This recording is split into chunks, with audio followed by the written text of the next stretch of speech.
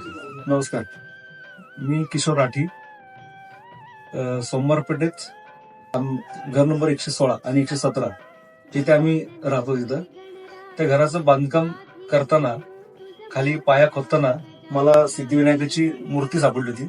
खोदाई करताना अगदी ही मूर्ती आपल्या सारसबागेतलं जे गणपती आहे त्या गणपतीची अगदी मूर्तीची साधर्म्य आहे. ह्या मूर्तीचं ही मूर्ती पेशवकालीन आहे. पूजा सोंडीची आहे, मार्बलची मूर्ती आहे.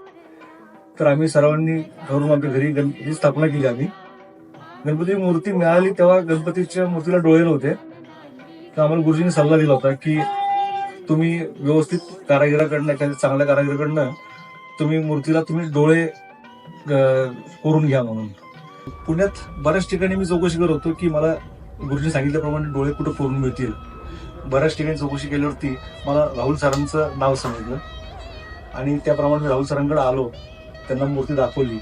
मूर्तीला डोळ्याचा खाचा पण नव्हता, पण राहुल सरांनी अतिशय खूप छान रीतीने मूर्तीला मला लेन्स डोळ्याचा अगदी खूप असं जिवंत भाव आले मूर्तीमध्ये. आता